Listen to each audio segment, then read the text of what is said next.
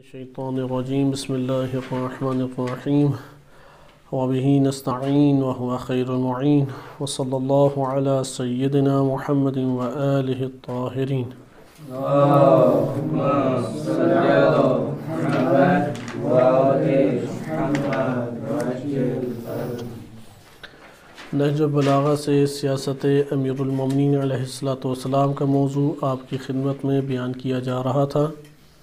ہم نے حکمرانوں کا محاسبہ اس موضوع کو سب سے پہلے انتخاب کیا نہج البلاغہ سے کہ امام علی علیہ السلام نے اپنے دور کے مختلف حکمرانوں کا محاسبہ کیا۔ یقیناً ان ادوار میں بھی ایک عام شخص فوراً ہی کسی پوسٹ کے اوپر یا منصب کے اوپر نہیں آتا تھا۔ خصوصاً امام علی علیہ السلام کے دور میں تو قطعاً آسان نہیں تھا کہ کوئی ایسا فرد کہ جو اہلیت نہ رکھتا ہو وہ منصب کے اوپر آ جائے۔ لہذا جن افراد کا امام علی علیہ السلام نے محاسبہ کیا وہ ہمارے لیے انتہائی غور و فکر کرنے کا مقام ہے، اور ایسے افراد کا محاسبہ کیا جن کو صحابی ہونے کا بھی اسٹیٹس حاصل تھا۔ بڑے بڑے قاری اور حفاظ میں سے بعض افراد تھے، بعض تھے کہ جو بڑے قاضی کے طور پہ زمانہ قدیم سے عہد رسالت اور بعد میں خلفاء کے دور میں جن کا نام تھا قضاوت کے باب میں، ان کا بھی امام علی علیہ السلام نے محاسبہ کیا۔ اس سے ہمیں یہ پتہ لگتا ہے کہ اگر آج کے دور میں بھی امام علی علیہ السلام تشریف لے آئیں تو ایسا نہیں ہے کہ کوئی فقط ان سے ولایت اور امامت کے اقرار کی بنیاد پہ اپنی باتیں منوا سکے اور عدالت کے میزان پہ اس کی شخصیت نہ اترتی ہو، ایسا ہرگز نہیں ہو سکتا۔ اس لیے امام علی علیہ السلام نے عدالت کے میزان کے اوپر افراد سے تعلق بھی قائم کیا اور عدالت کو محور قرار دیا کسی شخص کو قبول کرنے یا رد کرنے کے اعتبار سے۔ اس لیے ہم نے پہلے ان حکمرانوں کا مجموعہ مطالعہ کیا کہ نہج البلاغہ میں جن کا تذکرہ ہوا ہے اور ان کا محاسبہ کیا گیا ہے۔ بعض کے اوپر حد بھی جاری ہوئی اور بعض کو فقط سرزنش کی گئی اور بعض کو نصیحت کی گئی، جیسے بصرہ کے گورنر معروف ترین صحابی رسول صلی اللہ علیہ وآلہ جناب عثمان بن حنیف رضی اللہ عنہ تھے۔ انہیں امام علی علیہ السلام نے ایک مکتوب لکھا کیونکہ انہوں نے امراء کے محفل میں شرکت کی۔ ہر ایک کوئی امراء کی محفلیں کھینچتی ہیں، ہم ہوتے تو ہم تو ان کی نسبت اور زیادہ دنیا میں ممکن ہے مبتلا ہوتے۔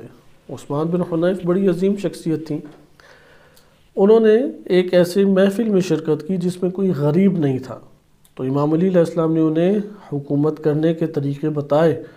حاکم کے طرف لوگوں کے جو رجحانات ہوتے ہیں اور لوگ حاکم کے بارے میں جو سوچتے ہیں اس کے بارے میں امام نے انہیں تعلیم دی اور ان کو مکتوب لکھا جس میں نصیحت فرمائی تھی۔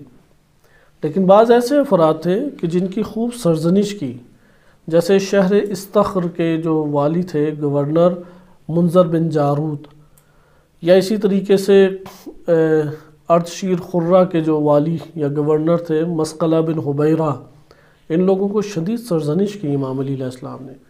اسی طرح قاضی شریح، اس کو امام علیہ السلام نے محاسبہ، مالی محاسبہ کیا۔ اشعث بن قیس، اس کو انتہائی سخت محاسبہ کیا۔ اب اشعث بن قیس کو بھی صحابی کا سٹیٹس حاصل ہے، آذربائیجان کا والی تھا، لیکن امام علی علیہ السلام نے سخت الفاظ میں اس کو سرزنش کی۔ تو آپ نے ملاحظہ کیا کہ یہ حکمران طبقہ تھا، اس لیے یہ توقع نہ رکھیں کہ ہم لوگ اگر عدالت کے معیار پہ نہیں اترتے تو بارگاہ علوی میں ہم قبول کر لیے جائیں گے، ایسا ہرگز نہیں ہو سکتا۔ لہٰذا اپنی شخصیت کو عدالت کے میزان کے اوپر ہمیں لے کے آنا پڑتا ہے، اور عدالت کے میزان میں تلخی ہے بلا شک و شبہ، جہاں حق ہے وہاں پہ تلخی ہے۔ شہوت اور حق یہ باہمی طور پہ مل کے نہیں جا سکتے جب تک تلخیوں کو نہ سہیں، کیونکہ دین اسلام شہوت کو کنٹرول کرتا ہے، اعتدال دیتا ہے، اسی لیے عادل کہلاتا ہے۔ عادل کے اندر شہوات اعتدال کے دائرے میں ہوتی ہیں، نہ افراط ہے نہ تفریط ہے، نہ زیادہ پن ہے کہ وہ حرام کا شکار ہو جائے، کیونکہ زیادہ پن سے ہمیشہ حرام مراد ہے، اور نہ تفریط ہے کہ حق تلفی کرنے لگ جائے۔ تفریط سے مراد ہے کہ جو واجب حق تھا وہ بھی پورا نہ کرے۔ ہر دو صورتیں باطل ہیں، ان کے درمیان حق بات ہے۔ لہذا یہ آپ بار بار اس امر کو دیکھیں گے کہ امیر المومنین علیہ السلام نے اعتدال میں عادل بننے کی طرف درس دیا، اللہ کے مطیع بننے کی طرف درس دیا، اور یہ اپنے نفس کو ہم بھی نصیحت کریں۔ تو بہرحال یہ ایک موضوع تھا کہ جو ہمارا ختم ہوا، اور ہم نے تقریباً 9 یا 10 حکمرانوں کا محاسبہ کیا۔ تقریباً 10 ہم نے افراد پڑھے، 9 کا تذکرہ نہج البلاغہ میں واضح طور پر موجود ہے۔ اسی طریقے سے ہم نے اس کے بعد موضوع شروع کیا کہ وہ حکمران جن کی مدح و ستائش کی امام علی علیہ السلام نے۔ آخر یہ تو ہمیں پتہ لگ گیا کہ کون سے حکمرانوں کی ہمیں بد تعریفی کرنی ہے۔ یعنی ان حکمرانوں کا تذکرہ ہم نے اس لیے کیا تھا کہ آج کے دور میں بھی شیعہ وہی میزان اختیار کر لے جس میزان اور معیار کے مطابق امام علی علیہ السلام نے حکمرانوں کو پرکھا اور ان کی مذمت کی۔ آخر وہ صحابی بھی تھے، ادھر تابعی بھی، وہ ان کے اوپر تابعی ہونے کا سٹیٹس بھی حاصل تھا، بعض نے عہد رسالت کو دیکھا تھا، بعض نے زیارت رسول کی ہوئی تھی، بعض نے بڑی بڑی جنگیں بھی لڑی ہوئی تھیں۔ لیکن امام علی علیہ السلام نے جب عدالت کے میزان کے اوپر انہوں نے تولا تو بعض کو نصیحت کی، بعض کو سرزنش کی، اور بعض کے اوپر حد جاری کی۔ جن کے اوپر حد جاری کی، جیسے مسقلہ بن حبیرہ پکڑا گیا تو اس کا ہاتھ کاٹا امام نے۔ تو کیوں اس کے اوپر حد جاری کی جبکہ وہ تو تابعی تھا؟ کیونکہ دین اسلام عدالت سے بحث کرتا ہے۔ تو جو میزان مذمت کا، سرزنش کا امام علی علیہ السلام کے موقف میں ہمیں دکھائی دیتا ہے، آج ہر شیعہ کا یہ وظیفہ ہے کہ اس کو عقیدہ بنا لے اور اس میزان کے اوپر حکمرانوں کو تولے، اس میزان کے مطابق سرزنش یا ایک موقف اختیار کرے، نہ اپنے ذاتی رجحان کے اوپر موقف اختیار کرے۔ مثلا اکثریت کہہ رہی ہے کہ یار آج فلاں حکمران آنا چاہیے، ہم بھی یہ کہہ دیں۔ دلیل کیا ہے؟ فلاں امامہ پوش جو عالم ہے انہوں نے اس کی حمایت کی ہے، فلاں امامہ پوش عالم ہے اس نے اس کی حمایت کی ہے۔ اور اگر کوئی عالم ہے وہ اس کی مذمت کرے اس موقف کی بنیاد پہ جو امام علی علیہ السلام کا موقف ہے، تو پھر اس کی ذاتی زندگی سے چیزیں اٹھانے شروع ہو جائیں۔ یار دیکھا وہ فلاں نے مدرسے میں کیا کیا تھا، فلاں نے یہ کیا، یہ ہے عوامی بحث مباحثے کے طریقے۔ طلاب میں بھی آج کل اسی طرح ہوتے ہیں کہ طلاب میں بحثیں اسی طرح شروع ہوتی ہے۔ آپ موقف پہ بات کر رہے ہوں گے، وہ ذاتی خامیوں پہ آ جائے گا۔ وہ کہے گا کہ فلاں دیکھو اپنے طلاب سے اس طرح سے اس نے بات کی، استاد سے یہ کیا تھا، فلاں عالم جو ہے وہ اس سے ملنے آیا تو اس کے ساتھ یہ سلوک کیا۔ اسے کہو تم ذاتیات ایک طرف رکھو، وہ دیکھو وہ کس موقف پہ بات کر رہا ہے، ہم اس موقف میں اس کے حمایتی ہیں، نہ کہ ہم اسے امام معصوم کو قرار دے رہے ہیں کہ اس کے ہر جنبے کی ہم نے حمایت کرنی ہے۔ حمایت اور مخالفت کا میزان ہونا چاہیے بالفاظ دیگر۔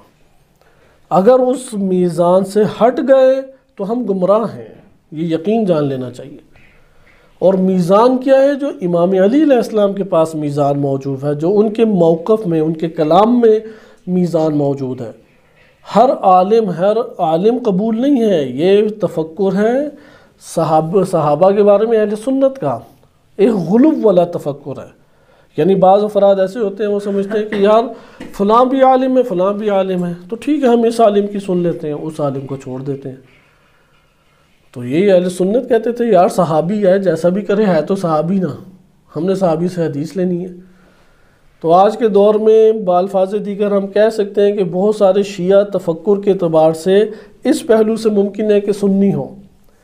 وہ جو سٹیٹس صحابہ کو دیتے ہیں، یہاں پہ انہوں نے عالم کہہ کے سب کو عدالت کا سٹیٹس دیا ہوا ہے، جبکہ دین اسلام نے عدالت کا سٹیٹس نہیں دیا عالم کو۔ ہر عالم سے بات نہیں لے سکتے، ہر عالم کی موافقت نہیں کر سکتے، ہر عالم کی مخالفت بھی نہیں کر سکتے۔ تو پھر کیا کیا جائے؟ ایک ہمارے پاس میزان ہونا چاہیے، معیار ہونا چاہیے، اس معیار کے اوپر حمایت یا مخالفت کریں۔ اسے ہم اپنے ذہن میں باندھ لیں، کیونکہ آپ اور میں اگر جس کی ہمیں حمایت کرنی چاہیے اس کی حمایت برملا نہیں کریں گے تو ضرر دین کو پہنچائیں گے۔ آج ہمارے ساتھ یہی چیز دیکھنے کو بھی آتی ہے۔ اگر ایک ایسے حلقے کو آپ ضعیف کر دیں کہ جو دین کی راہ میں سختی سے چلنے والا ہے، تو جنہوں نے ضعیف اس حلقے کو کیا ہے وہ مجرم ہیں اس جگہ پہ، اور جو دین میں بگاڑ پیدا کرنے والے ہیں ان سے مخالفت نہ مولے وہ حقیقت میں مجرم ہیں۔ اس لیے معیار ہونا چاہیے عالم کی حمایت کا، یا کسی گروہ کی حمایت کا، کسی جماعت کی حمایت کا، کسی فرد کی حمایت کا۔ تو امام علی علیہ السلام کے جو ہم نے یہ اصحاب میں ایسے حکمران پڑھے کہ جن کا امام علیہ السلام نے محاسبہ کیا تھا، آپ اگر اس کو دقت سے جاننے کی کوشش کریں تو آپ نقطوں کی پوائنٹس کی صورت میں نکات لکھ لیں گے کہ یہ مخالفت کے میزان ہیں، کہ جب بھی یہ والے اوصاف کسی شخصیت میں پائے جائیں، بالخصوص حکمران میں یا حاکم میں پائے جائیں یا کسی بڑے منصبدار میں پائے جائیں، ہمارا وظیفہ ہے کہ اسی طرح کی شدت اور سختی کو اختیار کریں جیسے امام علی علیہ السلام نے سختی اور شدت کو اختیار کیا۔ اب یہاں پہ انسان جاننا چاہے گا کہ اگر ہم موافقت کرنا چاہیں، حمایت کرنا چاہیں تو کس نوعیت کی حمایت ہو، کیونکہ ممکن ہے کہ ایک منصبدار اچھا ہو، اس نے حق ادا کیا ہو، تو ہمارے پاس اگر حمایت کرنی ہے تو اس کے بھی سلیقے ہونے چاہیے، اس کا بھی میزان ہو، یعنی یہ والے اوصاف جس بندے میں بھی پائے جائیں ہمیں اس کی اندھا دھند حمایت کرنی چاہیے، بے شک پورے معاشرے میں کوئی اس کی حمایت کرنے والا نہ ہو۔ جیسے جناب محمد بن ابی بکر رضی اللہ عنہ کی انتہائی عظیم شخصیت، اب ان کی مجھے بتائیں امام علی علیہ السلام کے سامنے حمایت کرنے والا کوئی تھا؟ وہ امام علی علیہ السلام تو خطبوں پہ خطبے دیتے رہے، میٹنگز کرتے رہے، لوگوں کو ابھارتے رہے، وہ کہتے تھے محمد بن ابی بکر اس کی حمایت میں تو نہیں ہم نے جانا، اس کی ہم نے حمایت نہیں کرنی۔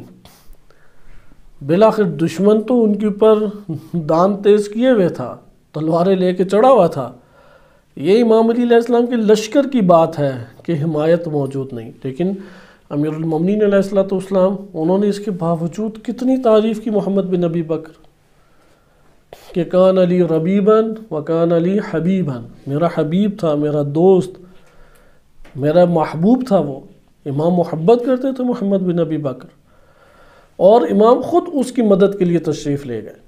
اس سے آپ اندازہ لگائیں اگر آج بھی کوئی ان راستوں کے اوپر، ان قدموں کے اوپر چلے جن کے اوپر محمد بن ابی بکر چلے تھے، تو آج کے دور کے امام بھی اس کی مدد کے لیے خود تشریف لے کے آئیں گے۔ اس لیے کہاں پہ ہمیں نگاہ کہاں پہ رکھنی چاہیے مسلسل، وہ کیا اوصاف تھے جس کی وجہ سے امیر المومنین علیہ السلام جیسی شخصیت محمد بن ابی بکر کی اتنی فکر کر رہی ہے اور اس کے لیے پوری اپنی جان کو داؤ پہ لگانے کے لیے جانا چاہتی ہیں، ہم ان اوصاف کو اختیار کریں۔ لہٰذا یہ ہمارے پاس ٹاپک آتا ہے کہ وہ افراد یا وہ حکمران کہ جن کی امام علی علیہ السلام نے مدح و ستائش کی، دیکھیں تو صحیح کس سبب سے، آیا رشتہ داری کی وجہ سے امام علی علیہ السلام حمایت کر رہے ہیں یا کسی اور وجہ سے حمایت کر رہے ہیں؟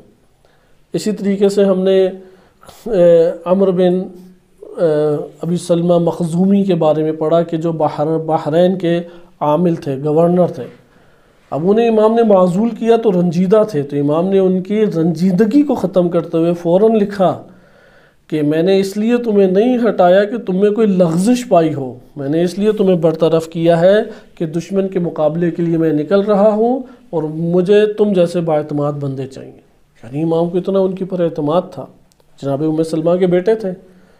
آپ اس سے اندازہ لگائیں اب کیا اس کے اندر یہ خوبی ہے کہ امام اس کو اپنے ساتھ رکھنا چاہ رہے ہیں، کتنی بڑی اس کے لیے فضیلت ہے۔ امیر المومنین علیہ السلام اپنی حفاظت کے لیے اور دشمن سے لڑنے کے لیے کسی کو خود اپنے پاس بلائیں، اس کی کیا قدر و قیمت ہوگی، آپ خود سوچیں۔ اس کے اندر بنیادی چیز جو امام نے پیش کی، اطاعت گزاری، کہ امام اگر حکم دیں کہ جاؤ دشمنوں کے اندر گھس جاؤ، وہ جا کے گھس جاتا۔ امام اسے کہتے فلاں جگہ چلے جاؤ، فلاں جگہ چلے جاؤ، اطاعت اس کے اندر تھی۔ یہ اطاعت کا درس، اطاعت ایسی چیز ہے کہ اگر ایک فاسق فاجر گروہ کے اوپر ایک لیڈر آ جائے اور وہ لیڈر کی اتباع کی جائے تو وہ گروہ فاسق فاجر وہ جیت جائے گا، وہ فتح یاب ہو جائے گا، اور اگر امام برحق ہوں اور ان کی اطاعت کا وظیفہ انجام نہ دیا جائے ان کے لشکر کو شکست ہو جائے گی۔ یہ ہمارے پاس واضح عہد علوی میں یہ والے نمونے موجود ہیں، اس سے آج کے دور میں عبرت حاصل کریں۔ آج کے دور میں اگر ہم باہمی طور پہ ایک دوسرے کی مدد اس طرح پہ نہیں کرتے، حقیقت میں نیکی میں اطاعت کرنا نیکی کی قدر کرنا ہے، نہ کہ بندے کی۔ مثلا آپ میں سے ایک بندہ ہے، وہ کھڑا ہوتا ہے اور نیک عمل کو انجام دینا چاہتا ہے اور بعض اس کی مدد کرتے ہیں، تو در حقیقت انہوں نے اس فرد کی مدد نہیں کی، حقیقت میں اس نیکی کی مدد کی ہے، کیونکہ اگر یہ نیکی اس فرد میں نہ ہوتی تو اس کی مدد کرتے۔ لیکن اطاعت کی صورت میں مدد ہونی چاہیے، ایسے اس طریقے سے قدم اٹھائیں اور اس طریقے سے آپس میں جڑیں کہ جب کہہ دیا تو وہ کہ ٹھیک، بالکل چشم، انجام میں جا کے دیتا ہوں۔ کیا ہوگا اس کو جو نتائج ملیں گے، کیونکہ وہ اللہ کے حوالے، اس کی خبر مجھے نہیں ہے۔ مجھے یہ پتہ ہے کہ اس نیکی میں تعاون کا مطلب یہ ہے کہ میں خاموشی سے جا کے انجام دے دوں، بس انجام دینا میرا وظیفہ ہے اور کوئی میرا وظیفہ نہیں ہے۔ آپ دیکھیں گے کہ کس طرح سے حالات بدل جاتے ہیں، چھوٹا گروہ اکثریت پہ غالب آ جائے گا۔ جنگیں تو لڑی اسی قانون پہ جاتی ہیں، ورنہ تو جنگ ہو ہی نہیں سکتی۔ جنگوں میں باطل بھی اسی طرح سے فتح یاب ہوتا ہے، حق بھی اسی طرح سے فتح یاب ہوتا ہے۔ جنگ احد آپ کے سامنے ہے، 50 بندوں نے اطاعت کا دامن چھوڑ دیا، جیتی ہوئی جنگ مسلمان ہار گئے۔ اور کیسی ہارے کہ مسلمانوں کی سب سے عظیم ترین ہستی کہ جن کا غم رسول اللہ تمام عمر نہیں بھلا سکے، جناب حمزہ شہید ہو گئے۔ نبی صلی اللہ علیہ وسلم کو کسی بھی جنگ میں زد نہیں ایسی پہنچی جیسی جنگ احد میں پہنچی، دانت ان کے زخمی ہو گئے۔ امام علی علیہ السلام خون سے لہو لہان ہو گئے، اتنے زخم انہیں آئے۔ اس سے آپ اندازہ لگائیں کہ چھوٹی سی اطاعت توڑنے سے کتنا اثر ہوتا ہے۔ اس لیے اسے کہتے ہیں استقامت دکھانا، جم جانا۔ یہ وہ طریقے ہیں کہ جو ہمیں ان تمام واقعات کے پیرائے میں سامنے آ رہے ہیں۔ اس لیے اسے تاریخ کے دلچسپ واقعات کو سننے سے تعبیر کرتے ہوئے آپ لوگ ملاحظہ نہ کریں، بلکہ اس کے اوپر توجہ رکھیں، میزان لے لیں، معیار لے لیں، اس معیار کو اپنی زندگی کا حصہ بنا لیں۔ بالآخر اس دنیا سے ہم سب نے چلے جانا ہے۔ ناکامی اور کامیابی معیارات کے اوپر ہے۔ قرآن نے بار بار معیارات دی ہیں۔ قرآن کہتا ہے کہ اندھا اور بینا، آنکھوں والا اور نابینا، یہ کبھی بھی برابر نہیں ہو سکتے، عالم جاہل برابر نہیں ہو سکتے۔ اسی طریقے سے طاہر اور خبیث، طیب اور خبیث برابر نہیں ہو سکتے۔ ہم انہیں برابر کرنے کے چکروں میں پڑے ہوئے۔ اس لیے امام علی علیہ السلام نے خبثاء کو نکالا، جتنے بھی خبیث افراد تھے جن میں خبث پایا جاتا تھا ان کو نکالا پکڑ کے باہر، تاکہ حکام میں طیب رہ جائیں، فقط پاکیزہ رہ جائیں۔ ہم نے جناب بریر جو کہ امام حسین علیہ السلام کے انصار میں سے تھے، ان کی شخصیت کا جب مطالعہ کیا تو اس میں بھی یہی کلمات آئے کہ ایک یزیدی خیموں کے پاس آ گیا وہ شب عاشور، اور امام حسین علیہ السلام یہی آیت کی تلاوت فرما رہے تھے کہ طیب اور خبیث کا جس میں تذکرہ ہے، تو وہ کہنے لگا کہ ہم جو ہیں طیب ہیں اور حسینی جتنے نعوذ باللہ وہ خبیث ہیں۔ تو وہاں پہ بریر جذبات میں آ گئے، تو انہوں نے کہا کہ تم کہاں سے طیب ہو گئے؟ طیب تو ہم ہیں۔ پھر وہاں پہ مکالمہ باقاعدہ ہوا۔ لہٰذا طیب پہچانا اس سے نہیں جاتا کہ اس کے کپڑوں کے اوپر کون سے لباس اس نے پہنا ہوا ہے، کن گھروں میں رہ رہا ہے، کتنے مالیات اس کے پاس آ رہے ہیں، کتنے لوگ اس کی حمایت کرنے والے ہیں۔ طیب پہچانا جاتا ہے معیار، طیب والا معیار ہونا چاہیے، اعمال سے طیب انسان بنتا ہے۔ اسی اثناء میں امیر المومنین علیہ السلام نے جو مکتوب لکھا اس میں سیاست کرنے کے طریقے بتائے، اور یہ جو سیاست کرنے کے محمد بن ابی بکر کو طریقے بتائے اس میں بعض ایسے ہیں کہ جس میں رعایا کے ساتھ تعلق قائم کیا جاتا ہے۔ یہ تبلیغات کے طریقے بھی ہیں، یہ ذہن نشین رکھیں، کیونکہ عالم ایک نوع حاکم ہے اپنے علاقوں میں، اگر کوئی وہاں پہ اس سے اوپر پہلے بڑھ کر حاکم عالم میں سے موجود نہیں ہے۔ اس لیے روایات میں آیا کہ اگر ایک علاقے میں کوئی یتیم بچہ مر جاتا ہے یا بھوکا سوتا ہے تو پوچھا عالم سے جائے گا یہ کیوں بھوکا سویا۔ اگر وہاں پہ کسی کے ساتھ زیادتی ہوتی ہے، ظلم و ستم ہوتا ہے، عالم سے پوچھا جائے گا کیوں بلند نہیں ہوئے، کیوں قدم نہیں بڑھائے اس ظلم کو ختم کرنے کے لیے۔ مضامین روایات کے باقاعدہ وارد ہوئے ہیں۔ لہذا علماء کو اپنے وجود کو اس طرح سے ڈھالنا چاہیے کہ وہاں پہ پیغام الہی پہنچانے والے اور اس کو قائم کرنے کا وظیفہ انجام دیں۔ وہ اسی طریقے سے ہوگا۔ مثلا ہم اپنے علاقوں میں بھی جائیں تو پہلے انہی خطوط کے اوپر چلیں کوئی اپنے اٹھا کے لے کے آئیں گے تو وہ حق اور باطل مکس ہوگا۔ امام علی علیہ السلام سے ساری باتیں لیں گے، تلخیاں ہیں اس میں، سختیاں ہیں، شدت ہے، لیکن اپنے آپ کی تربیت کرتے رہے، ایک وقت آئے گا وہ ہمارے نفس کا حصہ چیزیں بن جائیں گی۔ لیکن زندگی گزارنے کی یہی طریقے ہیں، یا تو ان لذتوں میں وقت گزارے اور اندرونی اضطراب کا شکار ہو جائیں، یا نہیں انسان ظاہری لذتوں کو قربان کرے، کچھ لذت لی اور کچھ تلخی لی، کیونکہ کاملاً بھی تلخیاں نہیں انسان لیتا، کچھ لذت لی کچھ تلخی لی اور اس دنیا سے رخصت ہو جائے۔ اس صورت میں ایک مطمئن بخش زندگی بسر ہوتی ہے، اور یہی ہمارے اس مکتوب کا گزشتہ درس کا خلاصہ بھی تھا کہ امام فرماتے ہیں لوگوں میں اولاً تواضع سے ملو، جب بھی ملو اکڑ کے نہ ملو، جب بھی ملو ناراض غصے کی حالت میں نہ ملو، مسکراتے چہرے کے ساتھ، دل تو محزون ہوتے ہی ہیں، آفات میں تو ہر کوئی مبتلا ہوتا ہے، کبھی کسی کو کوئی آفت ہے، کبھی کسی کو کوئی آفت ہے، کسی کے کوئی گھریلو مسائل ہیں، کسی کے شخصی مسائل ہیں، کسی کو کوئی اور غم لاحق ہو گیا، کسی کا موڈ آف ہے، مختلف طرح کے مسائل ہوتے ہیں، لیکن اپنے وجود کے اندر قوت برپا رکھے، تواضع سے ملے، اکھڑے مزاج کے ساتھ نہیں، تکبر کے ساتھ نہیں، تبسم کے ساتھ ملے، اچھے انداز میں ملے۔ دوسرا ہے کہ میل ملاپ میں مساوات بڑھتے، یہ ہم نے قانون پڑھا اور آپ نے باقاعدہ امام کے کلمات سے اس کو ملاحظہ کیا۔ مساوات ہر جگہ پہ حسن نہیں ہے، ہم بعض اوقات انسان سمجھتا ہے ہر جگہ پہ برابری کرنا اچھا ہے۔ مثلا ایک بندہ ہے وہ مسجد میں بڑی بھاگ دوڑ کرتا ہے، مثلا مسجد کی صفائی کرے گا، ادھر لوگوں کے ساتھ مدد کرائے گا، ایک بندہ ہے وہ مسجد میں آتا ہے نماز پڑھ کے چلا جاتا ہے۔ اب وہاں پہ جو بانیان یا جو بھی متولی ہے یا کمیٹی ہے وہ دونوں کے ساتھ برابر کا سلوک کرے، یہ مساوات نہیں ہے وہاں پہ۔ اس کے لیے زیادہ ہمدردی اور رحم دلی اسے دکھانی چاہیے کہ جو تقویٰ میں آگے نکل رہا ہے، کیونکہ خدمت بالآخر دین کی کر رہا ہے، عوام کی خدمت کر رہا ہے، راہ الہی میں اپنی جان نچھاور کر رہا ہے، اس لیے وہ زیادہ محترم ہے، وہاں پہ تقویٰ کی وجہ سے محترم ہے۔ مساوات بعض جگہوں پہ لازم ہے، وہاں پہ مثلا بچوں میں اگر باپ ہے، بچوں میں دیکھنے کے اعتبار سے اسے مساوات کرنی چاہیے، اونچ نیچ نہیں کرنی چاہیے۔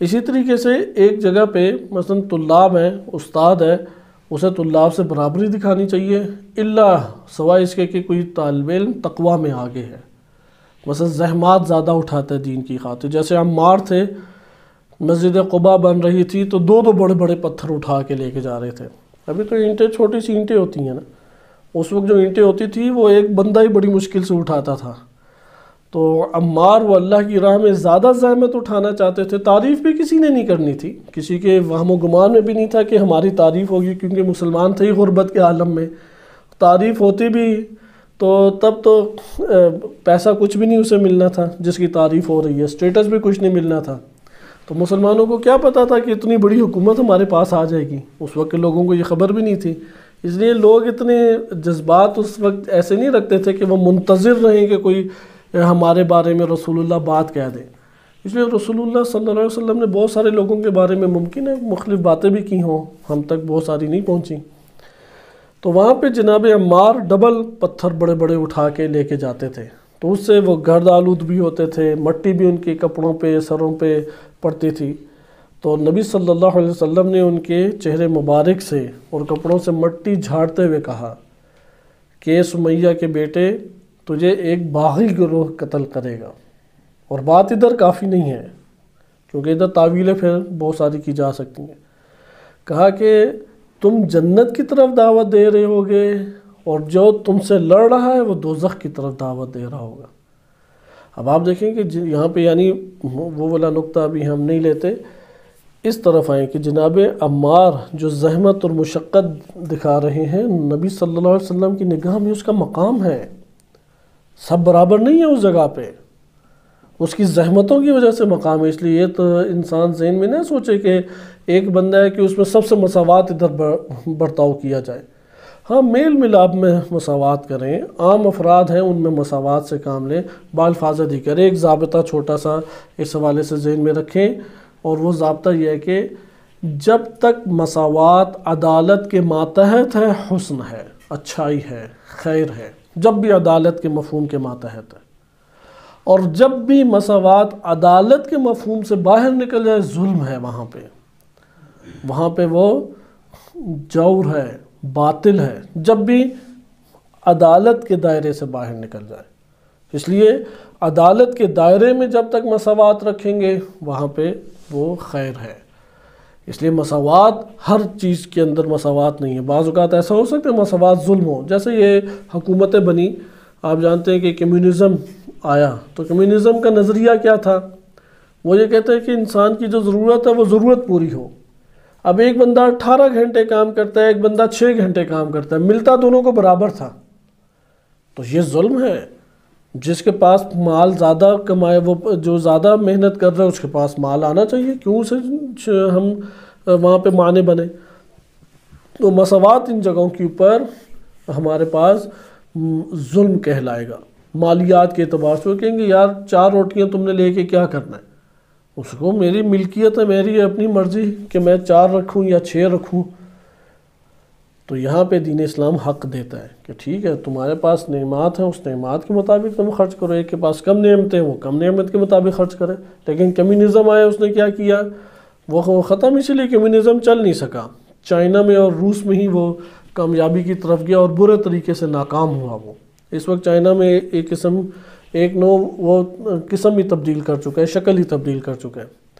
سوشلزم اور کمیونزم اس نے پوری دنیا کو ایک قسم کا ہلا کے رکھ دیا تھا، اور مسلمانوں میں ویسے ہی ایک مسائل ہیں، کیونکہ جب ہوتی ہیں جو انحطاط اور زوال پذیر قومیں ہوتی ہیں، بالفاظ دیگر جب انسان مریض ہو جاتا ہے تو اسے اٹھنا اور بیٹھنا بڑا مشکل لگتا ہے، اس سے اٹھا بیٹھا نہیں جاتا، اس لیے وہ ایسے کام نہیں کرتا ارادے سے کہ جس میں اٹھ کے جانا پڑے۔ تو قوموں کا حال بھی ایسا ہی ہوتا ہے، جب زوال پذیر قومیں ہو جاتی ہیں، زوال کا شکار ہو جاتی ہیں، تو وہ سب سے پہلے آ کے سوچنے کا تفکر کرنے کا اور سوچنے کا حوصلہ کھو بیٹھتی ہیں، صلاحیت ہی اپنے اندر سے نکال دیتی ہیں، مزدور یعنی بن جاتے ہیں۔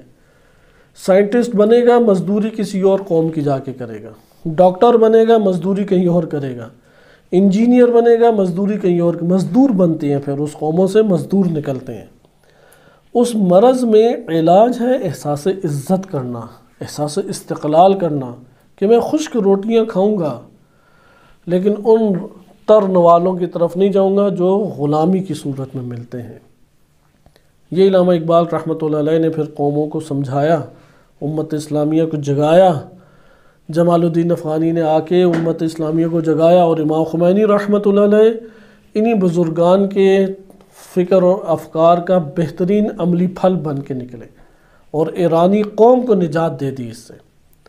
لہذا ایرانی قوم میں انہیں اس غلامی اور مزدوری سے باہر نکالا۔ آج بھی وہ مزدور طبقہ ادھر ہی آ کے قتل بھی کرتا ہے، وہی مزدور طبقہ ایران کو دوبارہ مزدور بنانا چاہتا ہے، لیکن ان کے رہبر آزاد ہیں، رہبر موجود ہیں، آزادی کا درس دیتے ہیں، استقلال کا درس دیتے ہیں، دشمن کے خلاف استقامت اور مقاومت کے ساتھ ڈٹ جاتے ہیں۔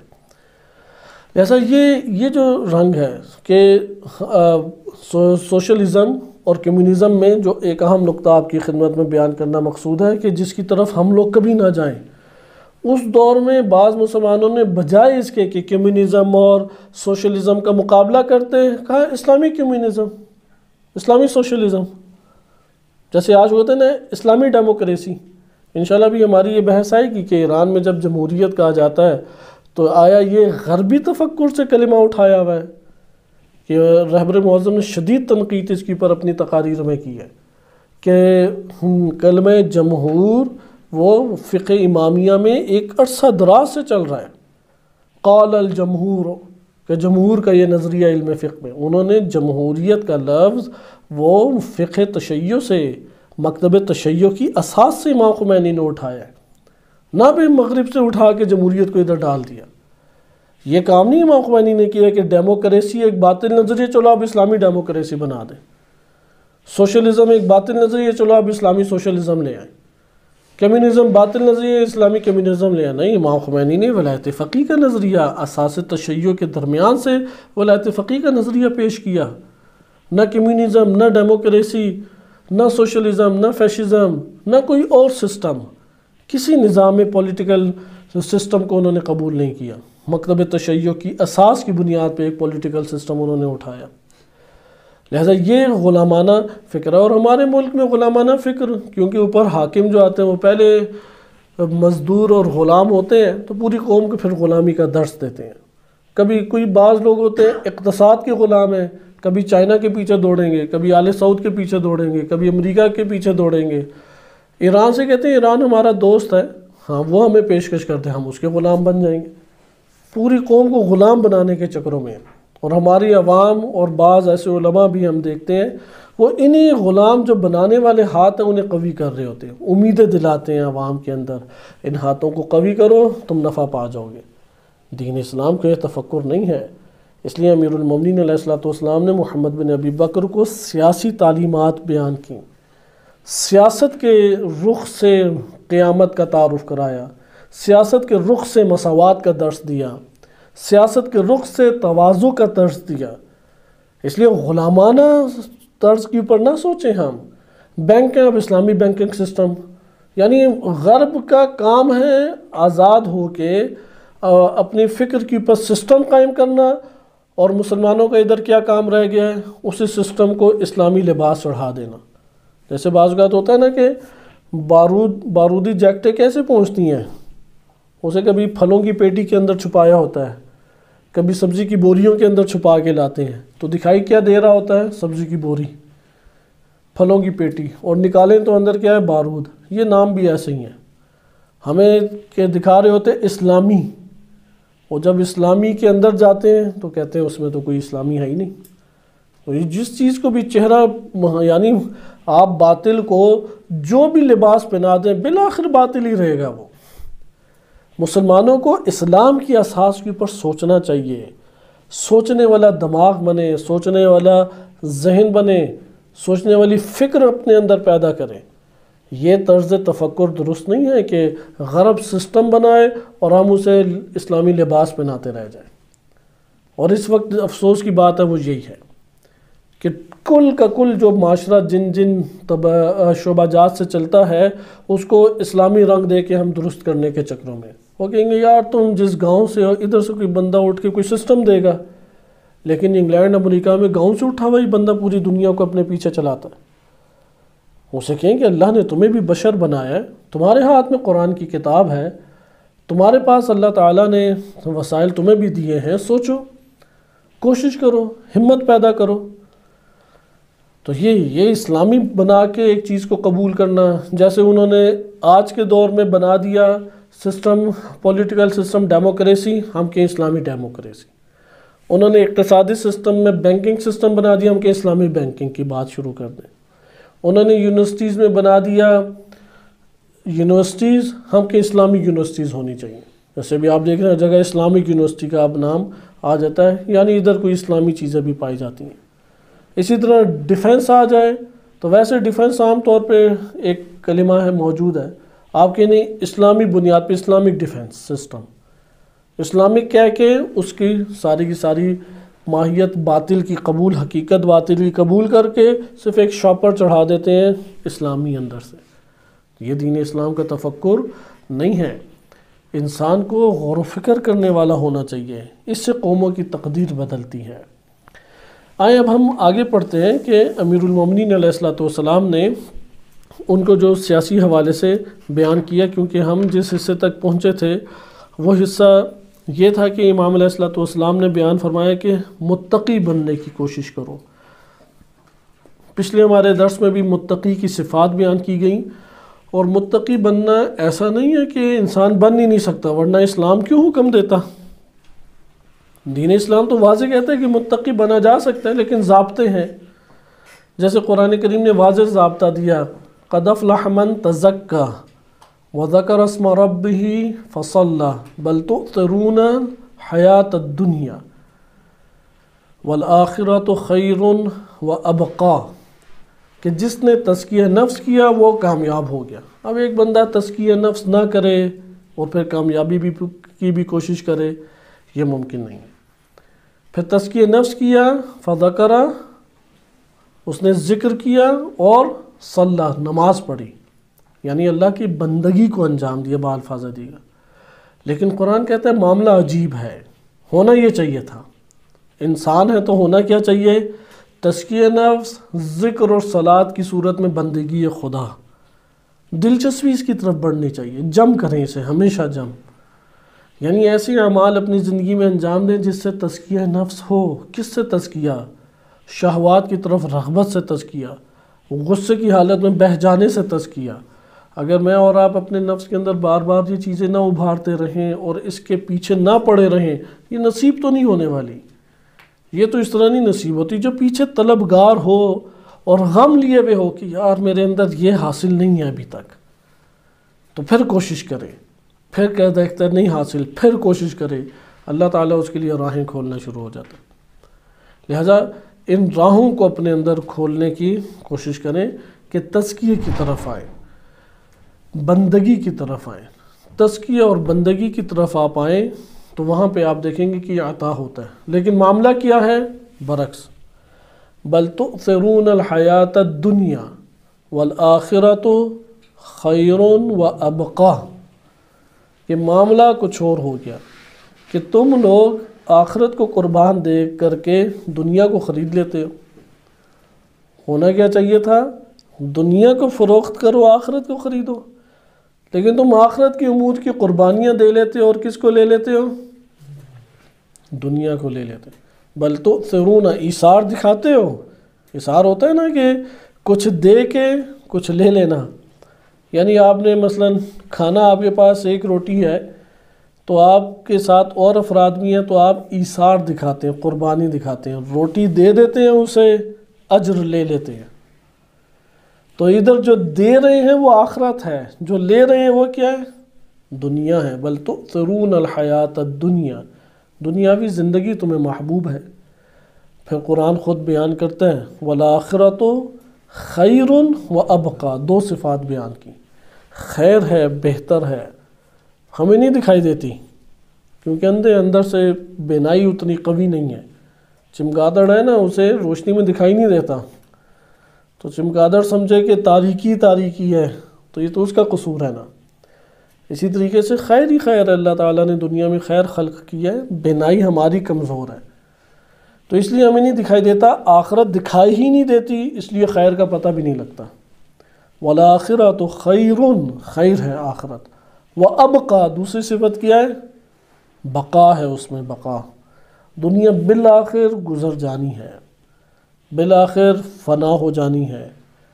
سونے والے سوتے ہی اس دنیا سے چلے جائیں گے، کھانے والے کھاتے ہوئے دنیا سے چلے جائیں گے، پھرنے والے پھرتے ہوئے دنیا سے چلے جائیں گے، جو غم لیے ہوئے بیٹھا ہے وہ غموں کے ساتھ ہی چلا جائے گا۔ اندر جو آپ نے اور میں نے آباد کیا اسی کو پائیں گے۔ کسی نے اندر آباد ہی آخرت کو کیا تھا، اس کی آخرت آباد ہے، باطن میں آباد کرنی ہے، باہر سے آباد نہیں ہوتی آخرت۔ ممکن ہے کہ ایک بندہ گھر میں اسے پیسہ اللہ نے دیا ہوا ہے لیکن گھر اس نے بنایا ایک جھونپڑی ٹائپ، وہ سیدھا کپڑے پہنتا ہے، اچھے کھانے نہیں کھلاتا، نہ خود کھاتا ہے نہ بچوں کو کھلاتا ہے، نہ مومنین پہ خرچ کرتا ہے، گھر جاؤ تو فقر کا یہ عالم دکھائی دیتا ہے۔ تو اس سے بدترین اس کی زندگی ہے۔ قیامت والے دن حساب امیروں والا ہے اور بیچارے نے زندگی کون سی بسر کی تھی؟ فقیروں والی۔ باطن میں آخرت کو آباد کرنا مقصود ہے، مال ہو یا نہ ہو میں نے روزے رکھنے ہیں، نیندیں پوری ہو یا نہ ہو نماز شب کے لیے کھڑے ہو جانا ہے، کیونکہ آخرت کو میں نے پانا ہے۔ ہوتا نہیں جیسے ہم نے فلائٹ نکل جائے گی تو بندہ سوتا ہی نہیں ہے، جاب کا انٹرویو دینا ہے وہ سوتا ہی نہیں ہے۔ تو آخرت کے حوالے سے ہمارا تفکر باطن میں جھانک کے دیکھ سکتے ہیں کتنی حساسیت ہے۔ قرآن جب کہہ رہے کہ والآخرۃ خیر وابقیٰ، یا بعض جگہوں پہ کہا ہے کہ یہ اللہ سبحانہ و تعالیٰ نے آخرت کو بلندتر اولا رکھا ہے، یہ پست ہے دنیا، تو اسے ہم سمجھ جائیں کہ خیر ہے۔ آخرت کیا ہے؟ خیر، آخرت میں ہے بقا۔ باطن میں آخرت کو آباد کیا تو آباد ہو جائے گی۔ باطن میں آباد کریں کیسے؟ پانی ہو، کھانا پینا ہو یا نہ ہو، ہر دو صورتوں میں روزہ رکھ لوں گا۔ بعض دنوں میں روزہ رکھیں تو اس سے آخرت آباد ہوتی ہے، دنیا یعنی یہ مکس نہیں ہوتی۔ یہ پھر بھی دوبارہ میں تکرار آپ کی خدمت میں کر دوں، شہوات اور آخرت یہ دونوں باہم چلے، یہ نہیں چل سکتی۔ نہج بلاغہ میں ہی امیر المومنین علیہ السلام کا یہ فرمان ہے، والجنت حفت بالمکارہ، جنت اللہ نے گھیر کے رکھی ہے ناپسندیدہ چیزوں میں، تکلیف والی، کراہت والی، جس سے آپ کو کراہت آتی ہے، ناپسندیدگی میں اللہ نے جنت کو گھیر دیا ہے۔ ناپسندیدہ عمل کو انجام دو گے، ناپسندیدگی کو اپنے وجود کے اندر جنم دو گے، جنت کو لے لو گے۔ نیندیں پوری ہوں، نفس مائل ہو، پھر نماز شب پڑھیں، پھر تو پوری دنیا میں کون ایسا کہ نہیں پڑھے گا۔ بڑی اندر رغبت ہو، جسم میں خوب طاقت بھی ہو اور مزاج بھی بنا ہو، پھر روزہ رکھ لیں، دنیا میں کون روزہ نہیں رکھ سکے گا۔ کسی کے اندر بڑی تڑپ بھی ہو اور فرصت بھی ہو، گھر بار بھی صحیح چل رہا ہو، پھر علم حاصل کر لوں گا، کون پھر علم حاصل نہیں کرے گا۔ ناپسندیدگی کی صورت میں قدم بڑھائیں گے، یہاں سے جنت حاصل ہوتی ہے۔ وجہنم حفت باللذات والشہوات یا بالشہوات، اللہ نے جہنم شہوتوں کے اندر رکھ دیا ہے، یعنی شہوت والا عمل جہنم کے قریب کرتا ہے، اور ہر وہ عمل جو جنت کے قریب کرتا ہے اس میں تلخی کا ایک انسان اثر پائے گا۔ لہذا یہ امام علی علیہ السلام نے متقین کی صفات کے ذیل میں بار بار اس بات کو اپنے خاص طریقے سے باور کرایا، حتیٰ کہ متقین جب اس دنیا میں نعمتوں کے اندر رہتے ہیں، ان کی نعمتیں ظاہری طور پہ استفادہ کر رہے ہیں، یعنی دنیا کے اندر دنیا دار جو نوع لذت حاصل کرتا ہے وہ تو چکھ لی اس دیندار نے۔ جیسے اس دنیا کے اندر ہم نے اچھے کھانے کھائے، ٹھیک ہے، کھا لی، لذت چکھ لی۔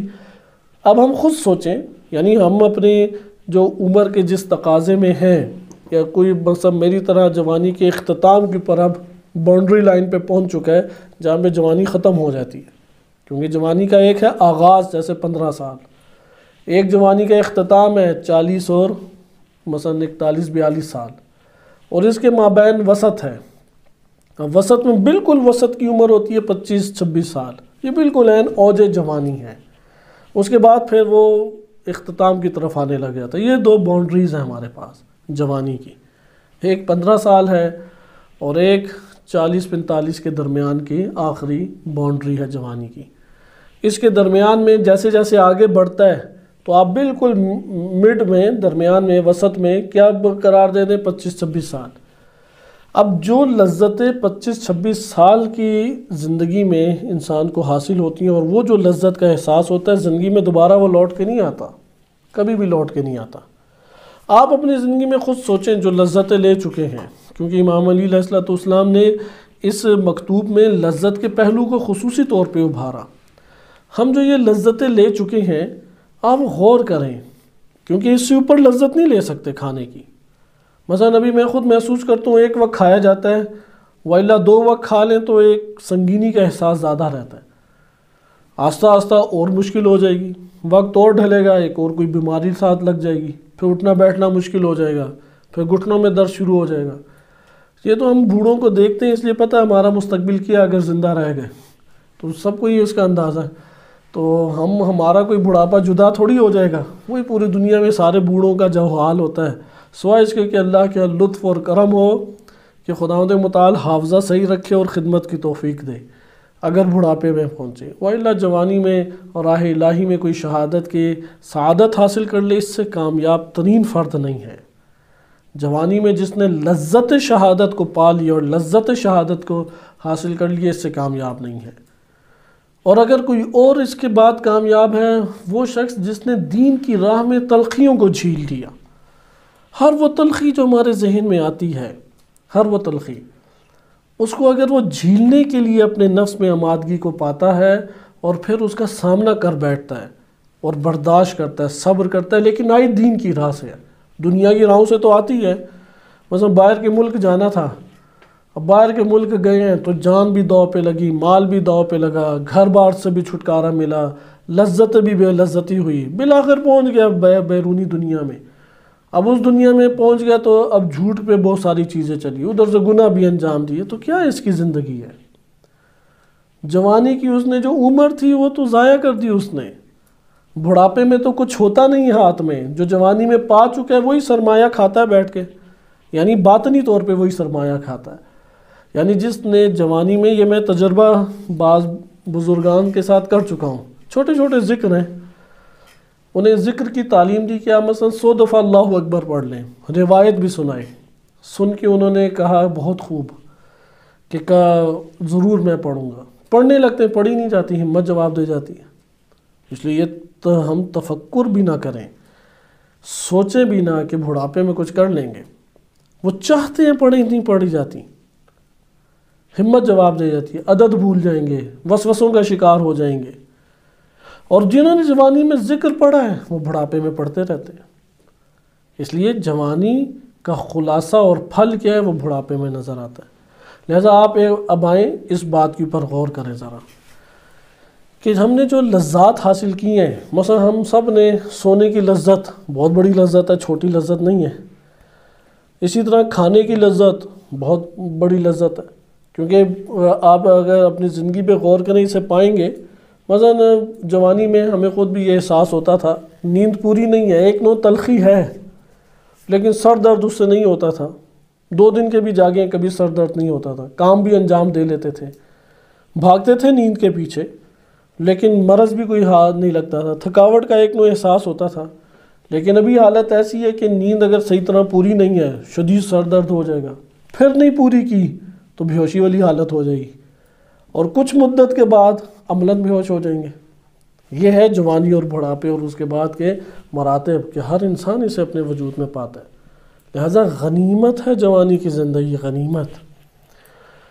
اور آپ آئیں لذت کے فلسفے پہ غور کریں، کیونکہ امام علی علیہ السلام نے، محمد بن ابی بکر 28 سال عمر تھی، اوج جوانی میں تھے، انہیں مکتوب میں یہ لکھا کہ لذت متقی بنو تو لذتیں بھی اٹھاؤ گے، لیکن لذتوں پہ اکتفا نہیں کرتا۔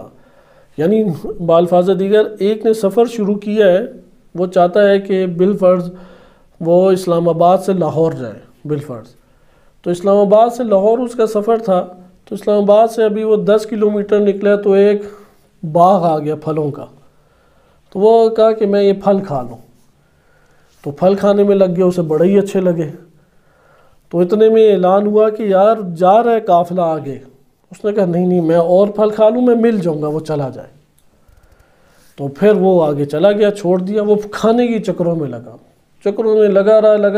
رہا، اس دنیا میں مر گیا۔ وہ پہنچ پائے گا اپنی منزل تک؟ نہیں۔ متقی کیا کرتا ہے؟ وہ بھی باغ میں اترا، اس نے بھی پیٹ بھر کے کھایا، اس نے بھی لذت حاصل کی، لیکن کارواں کے ساتھ آگے نکل گیا۔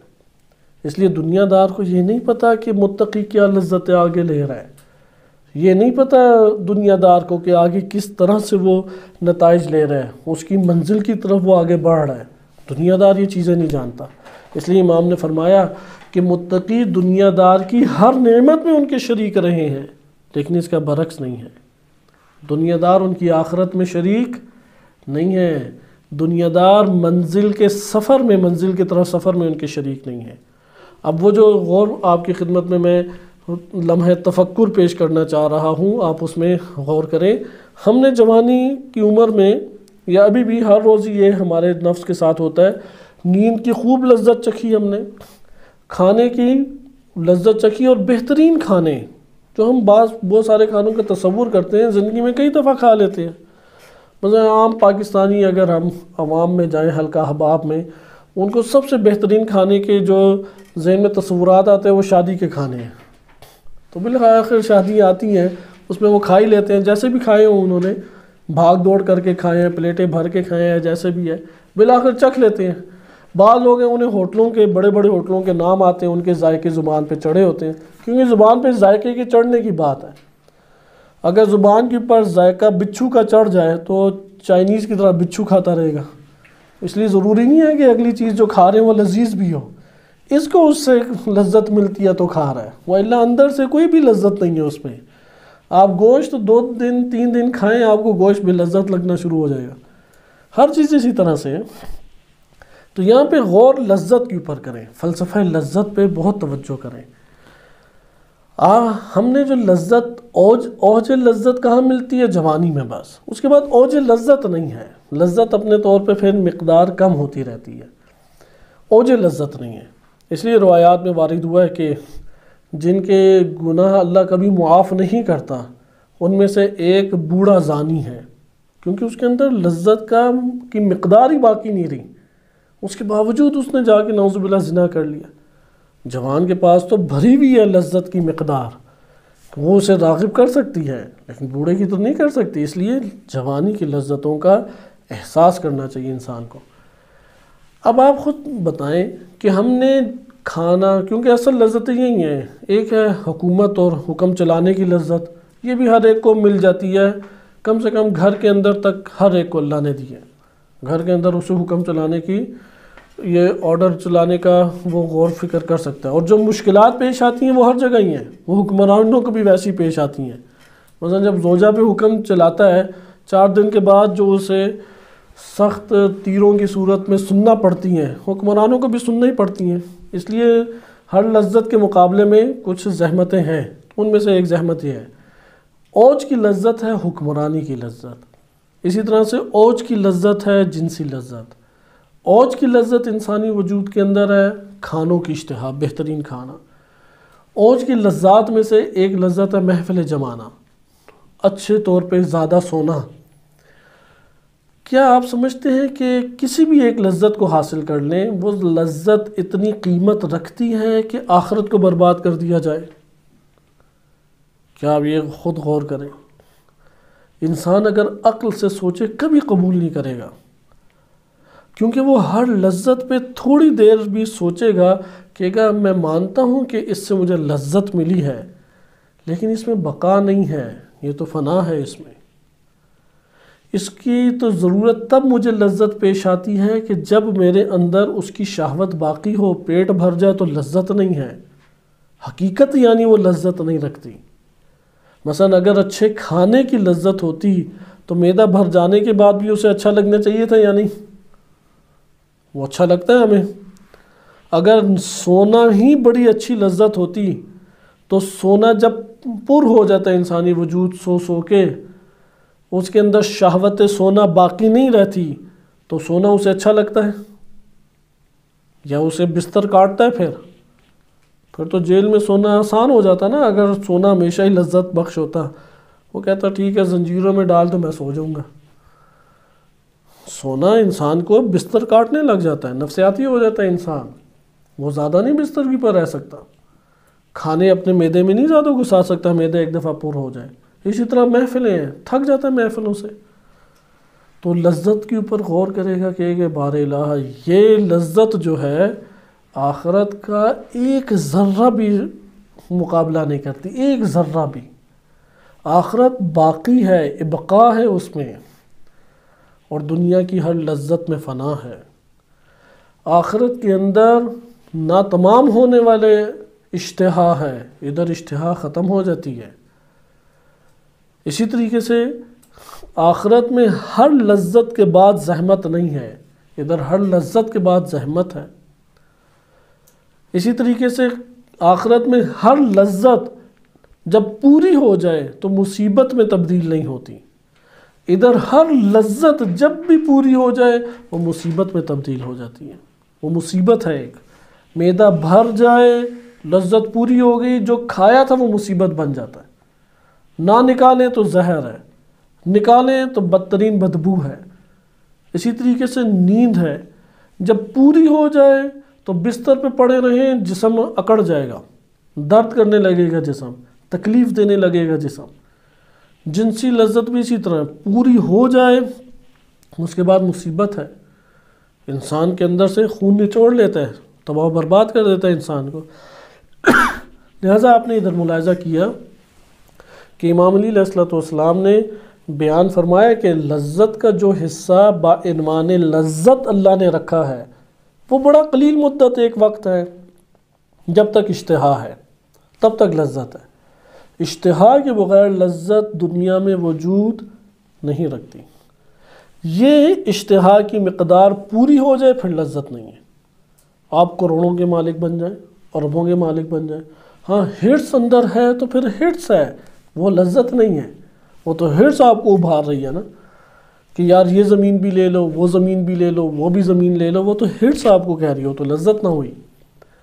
لذت ہمراہ شہوت ہے، اس لیے امام فرماتے ہیں کہ دنیا داروں نے جن لذتوں کو حاصل کیا، ان متقیوں نے آ کے ان تمام لذتوں کو حاصل کیا، کیونکہ شہوت کی مقدار کی حد تک لذت ہوتی ہے، تو شہوت کو حلال طریقوں سے انہوں نے پورا کیا، اور افضل سے افضل ترین چیزوں کو کھایا جو اللہ نے طیبات رکھے انسانوں کے لیے۔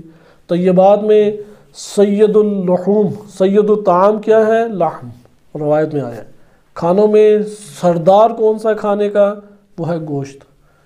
اسی طریقے سے آپ نیند کی لذت لے لیں، اس کی مقدار ہے، نرم بستر پہ بہترین نیند آتی ہے، اس نے بھی نیند پوری کی۔ ازدواجی زندگی کسی کو نصیب ہو جائے، ازدواجی زندگی سے اس نے ایک لذت کو اپنے یا شہوت کو پورا کیا۔ اسی طرح اولاد ہے، اب کتنی مقدار اللہ نے کس کو دی ہے، یہ خدا کی عنایات کے اوپر ہے۔ خلاصہ کلام، جتنی بھی اللہ نے دنیا دی، اس میں شہوت کا جو حصہ ہوتا ہے وہ دیندار اور دنیا دار کے لیے کیا اختلاف رکھ سکتا ہے؟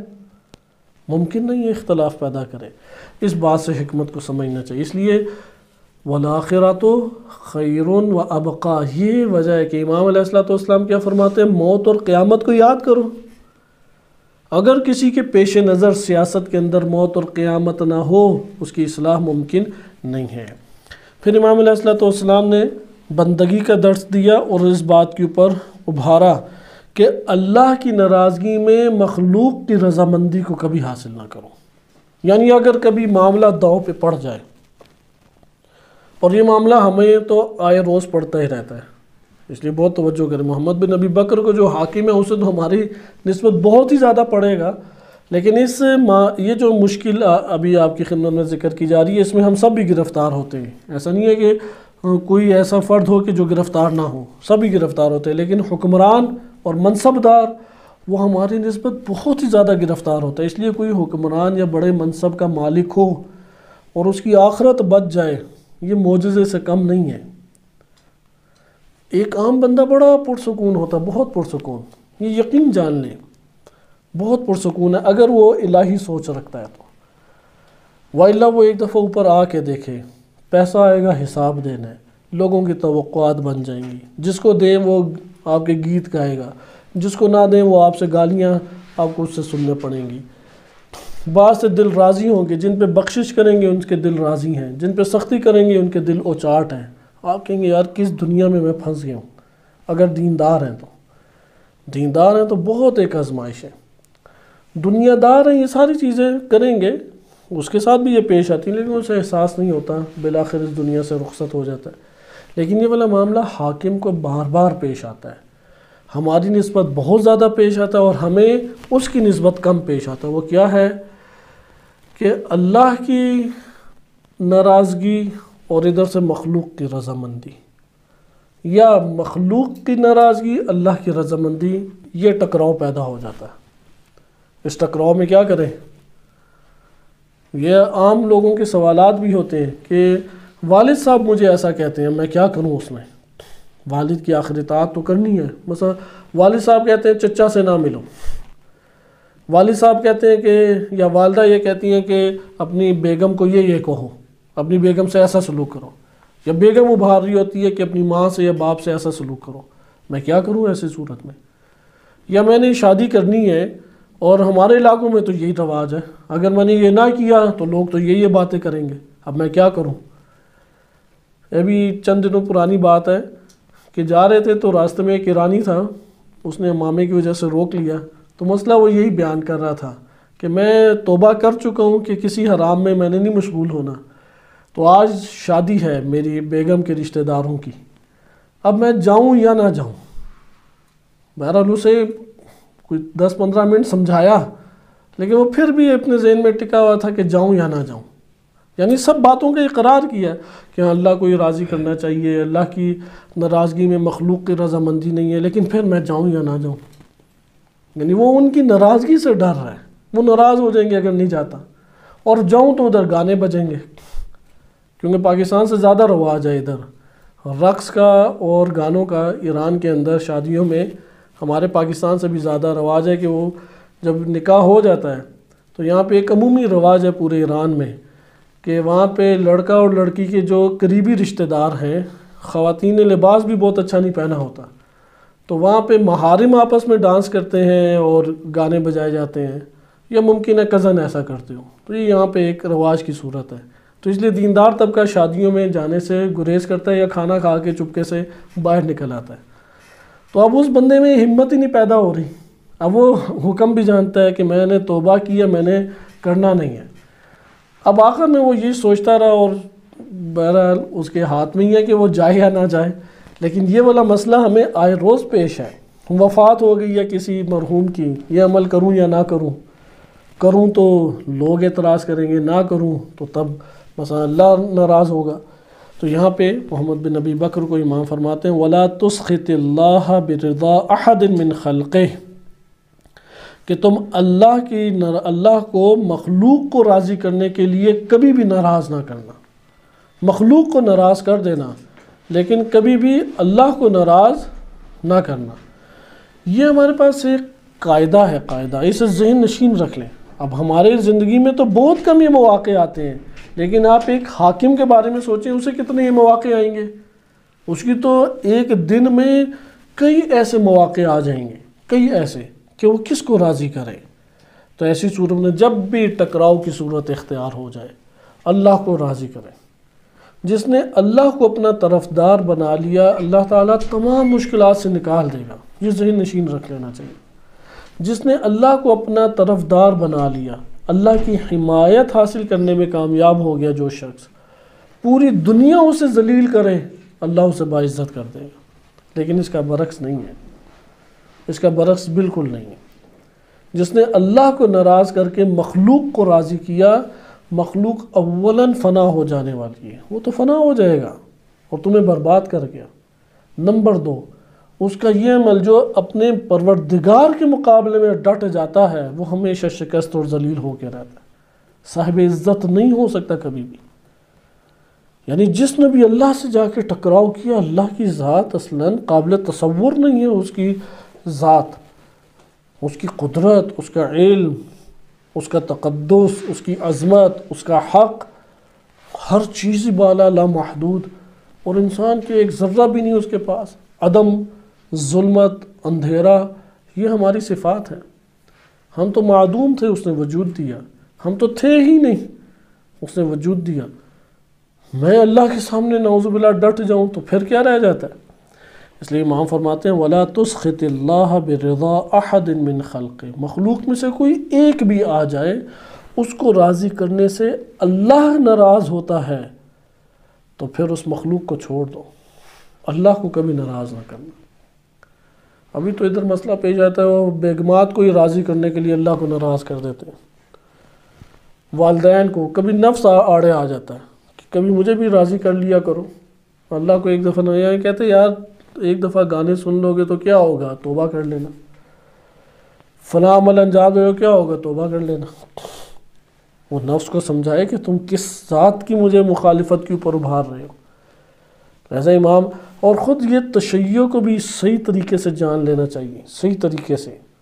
روز قیامت کیا ایسا ہو سکتا ہے کہ کسی ایک جو امام علی علیہ السلام کا نام لینے والا ہو، اس کی امام حمایت کریں جبکہ اس نے اللہ کو ناراض کیا ہوا، اور اللہ اس سے ناراض ہے، راضی ہونے والا اللہ نہیں ہے، اس کی حمایت کریں گے امام علی علیہ السلام؟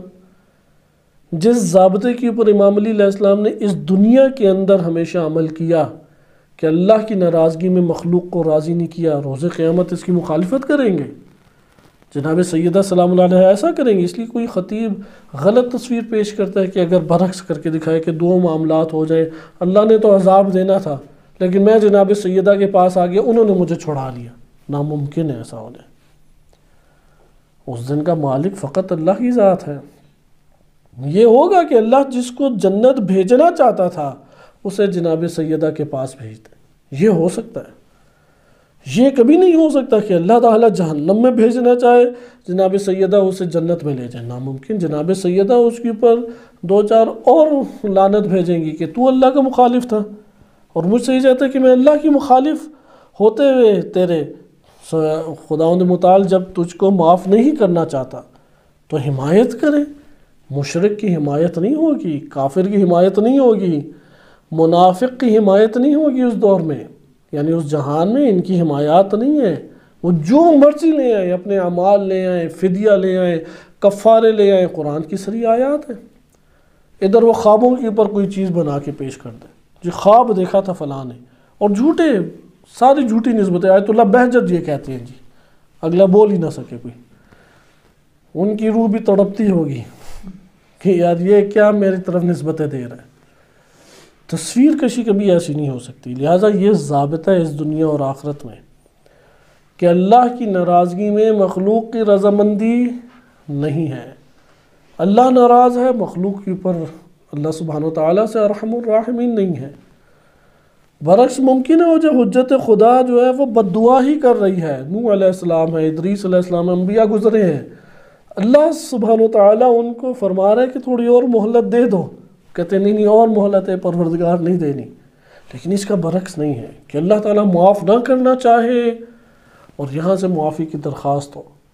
جب جان لیا، جیسے نوح علیہ السلام کے بیٹے تھے، کہ ابھی ہم انشاءاللہ پڑھیں گے، بھی سورہ ہود میں ہے کہ نوح علیہ السلام نے کہا کہ پروردگار یہ میرا بیٹا ہے، بچانے کی درخواست کی اللہ سے. تو اللہ نے کہا لیس من اہلک. نوح علیہ السلام نے فوراً کہا نہیں، یہ مجھ سے نہیں ہے. مخلوق کو راضی نہیں کیا، ہاں غرق ہو جا، برباد ہو جا. اس کو اپنے سے نسبت پھر نہیں ہونے دی اور استغفار کی اللہ کی بارگاہ میں. پروردگار میں تیری بارگاہ میں استغفار کرتا ہوں. آپ اس سے اندازہ لگائیں کہ حمایت اللہ کی کس طرح سے کرنی چاہیے. امام باقر علیہ السلام نے صحیح سند روایات محمد بن ابی بکر کے بارے میں بھی یہ فرمایا، جیسا کہ آپ سن چکے ہیں، کہ عمار اور محمد بن ابی بکر زمین کے اوپر اللہ کی معصیت کو اور نافرمانی کو ہوتے ہوئے دیکھ نہیں سکتے تھے. اعتراض فوراً بلند کر دیتے. اتنے اللہ کے حمایتی تھے. یہ اصحاب امیر المومنین علیہ السلام، اللہ کے حامی، اللہ کی حمایت کرنے والے، اللہ کی معصیت کے اوپر چڑھ دوڑنے والے دشمن کے اوپر یا مقابل کے کھڑے ہو جانے والے. مٹا دینا چاہتے تھے زمین سے معصیت کو، نافرمانی کو. لہذا برداشت نہیں کرتے تھے کوئی اللہ کی مخالفت کرے، اس کو اصلاً قطعاً برداشت نہیں کرتے. ابھی ہماری حالت دیکھیں، وہ امام حسین علیہ السلام کے نام پہ دنیا کے پست ترین اعمال انجام دیتا ہے اور اگلے دیکھتے رہتے ہیں. وہ کہتا ہے یار کچھ دیکھا ہی ہوگا اس نے. امام علی علیہ السلام کے نام پہ بدترین اعمال انجام دیتا ہے. امام علی علیہ السلام نے اپنے حاکموں کو برداشت نہیں کیا، انہیں کیسے برداشت کریں گے؟ برداشت اصلاً نہیں کریں گے. اس لیے آپ نے دیکھا کہ یہ امام نے ضابطہ دیا، فَإِنَّ فِي اللَّهِ خَلَفًا مِّن غَيْرِهِ وَلَيْسَ مِنَ اللَّهِ خَلْفٌ فِي غَيْرِهِ. کہ امام فرماتے ہیں کہ مخلوقات میں سے کسی کو خوش کرنے کے لیے اللہ کو ناراض نہ کرنا، کیونکہ اوروں کا عوض تو اللہ میں مل سکتا ہے. بہت خوبصورت بات کی، اوروں کا عوض اللہ میں یعنی تمہیں جو لوگوں سے چاہیے تھا وہ اللہ کے پاس موجود ہے، وہ عطا کر دے گا، مگر اللہ کی جگہ کوئی نہیں لے سکتا. بہت خوبصورت امام کے دو جملے بہت بہار ہیں انسانی زندگی میں. ہم جو لینا چاہتے ہیں کسی سے وہ اللہ کے پاس موجود ہے، اس کے پاس تو خزائن ہی خزائن ہے، لیکن اللہ کا عوض ہے کسی کے پاس نہیں. پھر آگے فرماتے ہیں نماز کو اپنے اوقات پر ادا کرنا اور فرصت ہونے کی وجہ سے وقت سے پہلے نماز نہ پڑھ لینا اور نہ مشغولیت کی وجہ سے اسے پس پشت ڈال دینا. یہ امام خمینی رحمۃ اللہ علیہ. اب دیکھیں ایران کے اندر جب انقلاب اسلامی آیا اور حکومت اسلامی کم من فئۃ قلیلۃ غلبت فئۃ کثیرۃ باذن اللہ ہوا، تو تب بہت مشکلات میں دو چار تھا یہ ایران. مثلا ایک طرف امام کے بڑے بڑے شاگردان اور قابل اعتماد افراد شہید ہو گئے، دوسری طرف سے صدام نے اس عالمی استعمار کے بل بوتے پہ اور اس کے دوش پہ ایران کے پر حملہ کر دیا. ایران کے اندر اسلحہ تک بھی نہیں تھا کہ وہ جا کے دفاع کرتے. بیدون اسلحہ کتنے لوگ گئے محاذوں کے اوپر. ادھر سے کئی بڑے بڑے جو صوبے ہیں انہوں نے الگ ملک ہونے کے حوالے سے بغاوت اور سرکشی کر دی. جو پارٹیاں تھیں سیاسی پارٹیاں وہ جڑی ہوئی اس لیے تھی کہ امام خمینی ایک عالم ہے، روحانی ہے، اس سے سیاست کہاں آتی ہے. تو یہ کامیاب ہوگا تو ہم اسے لے کے خود حاکم ہو جائیں گے۔ تو ان چکروں میں ساری سیاسی پارٹیاں جڑی ہوئی تھیں اور ٹوٹنے لگیں، اپنے طرفداروں کو اندر ایران کے اندر فتنے کھڑا کرنے کے لیے، احتجاج کرنے کے لیے انہوں نے ابھار دیا۔ اس طور پہ جب میٹنگز ہوتی تھیں تو امام خمینی رحمۃ اللہ علیہ ظہر کے وقت گھڑی پہ نگاہ رکھتے تھے، اور جیسے ہی ظہر کا وقت ہوتا وہاں پہ خاموشی سے اٹھ کے خود چلے جاتے تھے اور نماز ظہر کو ادا کرتے تھے، اور نماز کو ادا کرنے کے بعد واپس آتے۔ اور بارہا یہ ہوا، دیگر افراد نے نقل کیا، دوست دشمن سب نے نقل کیا۔ یعنی امام علی علیہ السلام جو مالک اشتر کو سیاست کرنے کا اسلوب اور طریقہ اور تعلیم فرمائی ہے، شخصیت امام خمینی رحمۃ اللہ علیہ میں وہ نظر آتی ہے۔ اس لیے امام خمینی رحمۃ اللہ علیہ کہ وہ پس پشت نہیں ڈالتے تھے کسی وجہ سے۔ اس لیے امام علی علیہ السلام کیا فرماتے ہیں محمد بن ابی بکر کو کہ مشغولیت کی وجہ سے نماز کو پس پشت مت ڈال لینا، تم نماز کو اپنے اوقات پر یاد رکھنا۔ کیوں؟ کیونکہ تمہارا وَعْلَمْ أَنَّ كُلَّ شَيْءٍ مِّنْ عَمَلِكَ تَبَعٌ لِصَلَاتِكَ، کیونکہ ہر عمل تمہارا نماز کے تابع ہے، ہر عمل۔ لہذا روز قیامت جس کی نمازیں قبول ہو گئیں، ایک ہوتا ہے نماز پڑھی تھی جہنم میں نہیں بھیجا، یہ ایک الگ چیز ہے، یعنی نماز کی قبولیت الگ چیز ہے اور اطاعت الہی ہونا الگ چیز ہے۔ اطاعت اگر ہوگی تو ہم کہہ سکیں گے کہ پروردگار ہم نے تو نماز پڑھی تھی، تو نے حکم دیا تھا، تو ہمیں اللہ تعالیٰ عذاب نہیں دے گا۔ جیسے ہماری ابھی نمازوں کی صورت ایسی ہے، ہم کیوں نماز پڑھتے ہیں؟ کیونکہ امر الہی ہے اور تعظیم الہی، تعظیم اور امر کی وجہ سے۔ ایک ہے قبولیت نماز، جس کی نمازیں قبول ہو گئیں وہ سیدھا جنت میں، یعنی کیوں قبول ہونے والی نمازیں آرام سے پڑھی نہیں جاتی، انہیں پڑھنا آسان نہیں ہے۔ اس لیے امام نے فرمایا ہر عمل تمہارا کس کے تابع ہے؟ نماز کے، کیونکہ نماز اوج بندگی کی علامت ہے، تو تم نے عمل اللہ کی بندگی کے لیے انجام دیا ہے تو پھر تو قبول ہے۔ پھر آگے دیکھیں، پھر امام علیہ السلام آگے منافقین کے حوالے سے بیان کرتے ہیں۔ اس کے اوپر زیادہ گفتگو کا ایک ارادہ تھا، لیکن کسی اور مورد میں انشاءاللہ منافقین کے بارے میں باقاعدہ گفتگو آئے گی، تو اس مورد میں ہم اسے پڑھ لیں گے، اس لیے صرف اتنا حصہ پڑھ لیں تاکہ اگلے درس میں انشاءاللہ العزیز ہم جناب مالک اشتر کو شروع کر سکیں اور ان کی وسیع معلومات کو حاصل کریں۔ امام فرماتے ہیں کہ ہدایت کا امام، یعنی فَإِنَّهُ لَا سِوَاءَ امام الہدا و امام الردہ، امام ہدایت کا امام اور پستیوں کا امام یہ دونوں برابر نہیں ہو سکتے۔ یعنی بالفاظ دیگر امام علی علیہ السلام اور معاویہ برابر نہیں ہو سکتے، یہ پیغام ہے امت کو، برابر نہ سمجھے دونوں کو، دونوں حق میں تھے، دونوں مجتہد تھے، دونوں نعوذ باللہ درست تھے، نہیں، دونوں نہیں ہو سکتے کبھی بھی درست۔ اس لیے ہدایت کا امام اور ہلاکت کا پیشوا، پستیوں کا پیشوا امام، وہ دونوں برابر نہیں ہو سکتے۔ اور ولی النبی و عدو النبی، نبی کا دشمن اور نبی کا دوست کبھی بھی برابر نہیں ہو سکتے۔ ایک نبی صلی اللہ علیہ وسلم کے دشمنی کے راستوں کے اوپر ہے اور ایک ان راستوں پہ کیسے وہ برابر ہو جائے۔ وَلَقَدْ قَالَ لِي رَسُولُ اللَّهِ صلی اللہ علیہ وآلہ، یہ نبی صلی اللہ علیہ وسلم کا فرمان ہے جو نقل فرمایا، انی لا اخاف علی امتی مؤمنا ولا مشرکا، رسول فرماتے ہیں کہ مجھے اپنی امت میں نہ کسی مومن سے کوئی کھٹکا ہے اور نہ کسی مشرک سے خوف ہے۔ بہت اہمیت کی حامل بات ہے۔ یہ نہ دیکھیں کہ یار یہ کلمہ پڑھا ہوا ہے اس لیے حکمران بن جائے ہمارے اوپر، یہ تو سیدھا امام رضا علیہ السلام کی زیارت کے لیے آیا تھا، دیکھو کتنا نیک بندہ تھا۔ یہ دیکھیں کہ وہ اس کے اندر نفاق ہے یا نہیں، عدالت ہے یا نہیں۔ اسی طریقے سے دشمن کو اگر ہم نے پہچاننا ہے، بدترین دشمن وہ مشرک نہیں ہے، وہ کافر نہیں ہے، بدترین دشمن منافق ہے، بدترین دشمن۔ آج بھی مسلمان انہی منافقین آل خلیفہ، منافقین آل سعود اور انہی منافقین سے آج بھی پوری امت اسلامیہ دیکھیں وہ نقصان اٹھا رہی ہے۔ اس لیے رسول اللہ کا یہ فرمان ذہن نشین کرنا چاہیے کہ مجھے اپنی امت پہ نہ مومن سے کوئی کھٹکا ہے اور نہ مشرک سے کوئی خوف ہے۔ اما المؤمن، اچھا اس کی وجہ بھی ہے، اس کی علت بیان کیا، غور و فکر تم کرو، تمہیں اس دنیا کے اندر نظر آئے گی یہ بات۔ اما المؤمن فیمنعہ اللہ بایمانہ، کہ اللہ اسے اس کے ایمان کی وجہ سے ہر بری چیز سے روک دے گا۔ مومن ہے، مومن چونکہ ایمان رکھتا ہے اللہ پہ تو وہ شیطنت نہیں کرے گا، ابلیسی راستوں پہ نہیں چلے گا، فتنہ فساد کو اختیار نہیں کرے گا، اس لیے مومن اس کے ایمان کی وجہ سے اللہ اسے روک دے گا۔ اس لیے مومن سے کوئی خطرہ نہیں ہے، یعنی وہ کوئی بدی نہیں لائے گا، بدعتیں نہیں لائے گا، ہلاکت کا شکار نہیں کرے گا امت کو۔ وَأَمَّا الْمُشْرِكُ، مشرک سے کیوں خطرہ نہیں ہے؟ اس لیے فَيَقْمَعُهُ اللَّهُ بِشِرْكِهِ، کیونکہ اللہ اس کے شرک کی وجہ سے اسے ذلیل و خوار کر دے گا۔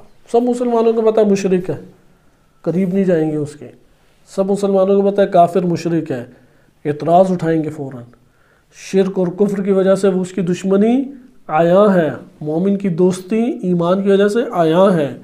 پھر فرماتے ہیں وَلَكِنِّي أَخَافُ عَلَيْكُمْ كُلَّ مُنَافِقٍ، لیکن میں ڈرتا ہوں۔ علی علیہ السلام بھی ڈرتے ہیں، رسول اللہ بھی ڈرتے ہیں، انہیں بھی ڈر لگتا ہے، خوف آتا ہے، گھبراہٹ ہوتی ہے، لیکن جنوں سے نہیں، جادو سے بھی نہیں، موت سے بھی نہیں، فقر سے بھی نہیں، انہیں ڈر لگتا ہے منافق سے، منافق نہ کہیں بن جائیں۔ منافق کبھی بھی، بعض ہوتے ہیں نا امراض، وہ باہر سے آتے ہیں، باہر سے پیدا ہوتے ہیں، جیسے نزلہ ہے، زکام ہے، باہر سے مرض لگتے ہیں۔ بعض ہیں اندر سے پیدا ہوتے ہیں، مثلا کینسر لگ گیا، کیوں کینسر لگ گیا؟ مثلا جگر جو ہے وہی سڑ گیا، مثلا دھوئیں اتنے اندر گئے ہیں کہ جل گیا یا فلاں ہو گیا، اسے ٹی بی ہو گئی۔ بعض اندر ہی اندرونی امراض جنم لیتے ہیں، باہر سے نہیں لگے ہوتے بعض کا۔ منافق داخل اسلام میں مرض لگتا ہے، کبھی بھی باہر سے نہیں لگ سکتا۔ یعنی منافق کون ہوگا؟ جو مسلم ہو۔ منافق کون ہوگا؟ جو شیعہ یا سنی ہو۔ منافق کون ہوگا؟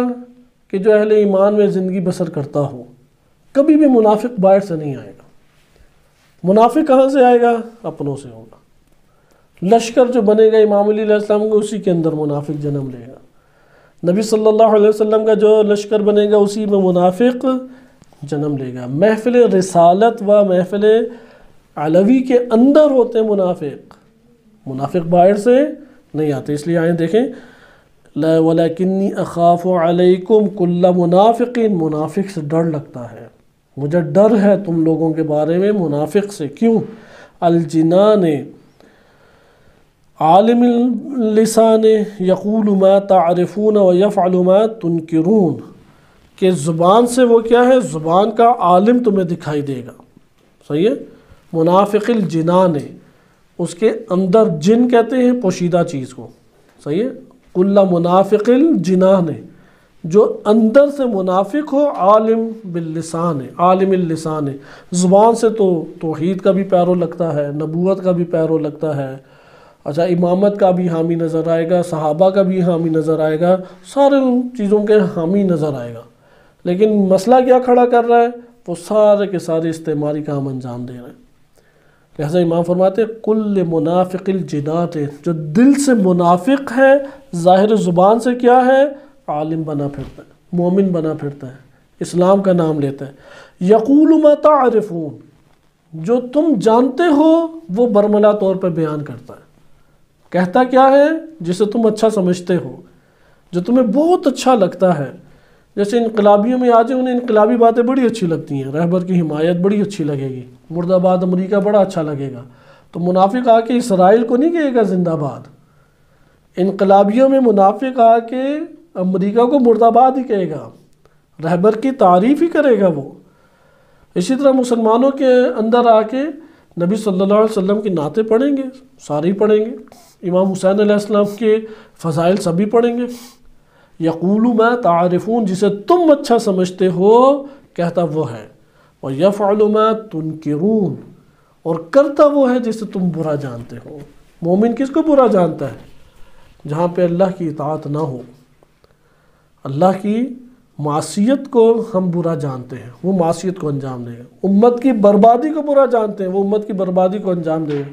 جیسے یہ MI6 کے لشکر بیٹھے ہوئے ہیں، کہتے ہیں اپنے آپ کو کیا ہے؟ شیعہ کہتے وہ ہیں کہ جو ممکن ہے اچھا سمجھ رہے ہوں، لیکن عمل کیا انجام دے رہے ہیں؟ امت کی بربادی کا پلان بنا رہے ہیں، کیونکہ ایسی چیزیں صادر کرتے ہیں کہ وہاں پہ ایک اور طبقہ اور ٹولہ جہاد کے نام پہ انہوں نے پالا ہوا ہے کہ جس سے ان کے جذبات ابھارتے ہیں اور ان کے مفتی حضرات قتل کے فتوے دیتے ہیں، اور وہ آ کے پھر بجائے اس کے کہ اسرائیل کے خلاف جہاد کریں، آگے مسلمانوں کے گلے کاٹتے ہیں، مسلمانوں کو آ کے مارتے ہیں۔ یہ پورا پلان ابھارنے کے لیے بھی کچھ سبب چاہیے یا نہیں؟ اس کی فراہمی کون کر رہا ہے؟ MI6 کا ٹولہ۔ جیسے ابھی انگلینڈ میں ایک فلم بنا رہے ام المومنین، حضرت عائشہ کے خلاف جناب سیدہ کی مظلومیت کے نام سے، آغا ناصر مکارم شرازی نے اس کے خلاف فتویٰ بھی دی ہے، ریلیز ہو جائے گی اس دسمبر کے اینڈ میں یا بعد میں۔ اب وہ اس سے کیا کریں گے؟ وہ فلم نشر ہو اور یہاں سے اگر اس کو نہ سختی سے مخالفت کی جاتی تو مجھے بتائیں سننے والا دیکھنے والا کیا کہتا؟ وہ حکم سب شیعوں پہ لگاتا جو پوری دنیا میں، کیونکہ شیعہ پوری دنیا میں کم نہیں ہے، کروڑوں کی تعداد میں ہے، بالخصوص ایران، افغانستان، عراق ہے، پاکستان، انڈیا یا بحرین، لبنان، ایک وسیع دنیا میں موجود ہے، نائجیریا میں ایک بڑی تعداد موجود ہے۔ تو یہ افریقہ اور ایشیا میں پھیلے ہوئے شیعہ، ان کو قتل کون کرتے ہیں؟ وہی کرتے ہیں کہ جو آس پاس مسلمان اہل سنت ان کے رہتے ہیں۔ یہ پلان ان مسلمان اہل سنت کو ابھارنے کے لیے ایک وسیلہ چاہیے، اور وہ وسیلہ کون فراہم کر رہا ہے؟ ایک اور ایجنٹ اور ایک اور طبقہ۔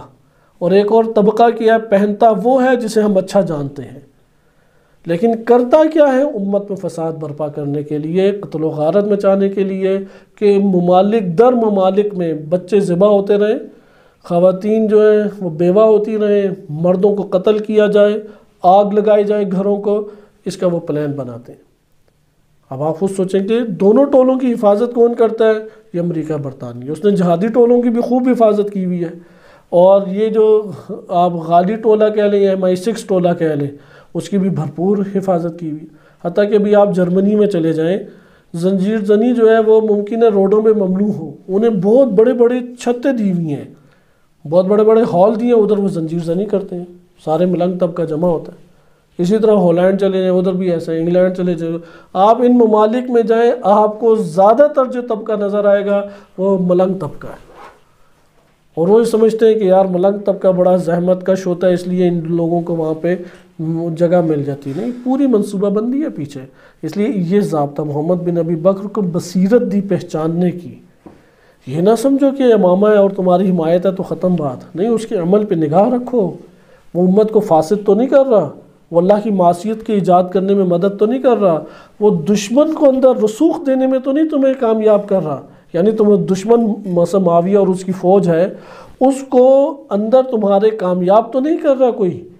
اس لیے ہم پوری نگاہوں میں دیکھیں، ابھی MI6 سے اصل جھگڑا کیا ہے؟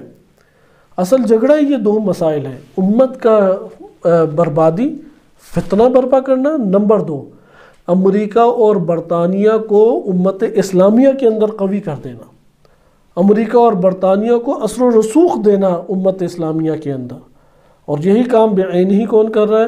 یہی کام آپ اس دور میں دیکھیں کہ معاویہ کو جو اثر و رسوخ دے مصر کے اندر، اب وہ جو بھی دے گا وہ اسلام کے نام پہ دے گا، ایمان کے نام پہ ہی دے گا، لہذا محمد بن ابی بکر کو بصیرت دی، سیاست میں بصیرت چاہیے، سیاست میں مزدوری نہیں چاہیے، سیاست میں مال کے پیچھے نہیں جانا چاہیے، سیاست میں بصیرت کے پیچھے جانا چاہیے، بصیرت کے مطابق انسان قدم اٹھائے، توکل اللہ کی ذات کے اوپر رکھے۔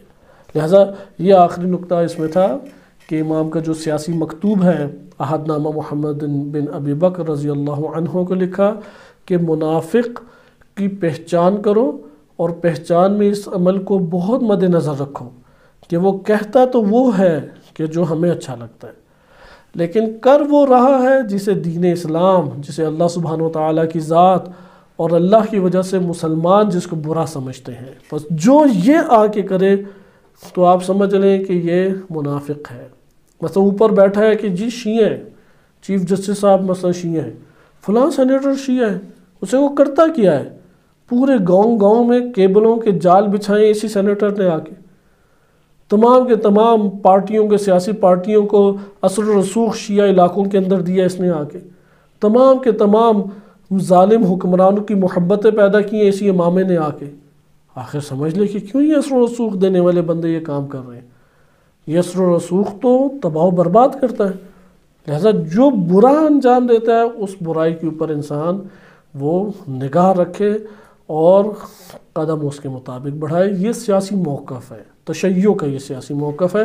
صلی اللہ علیہ سیدنا محمد وآلہ الطاہرین۔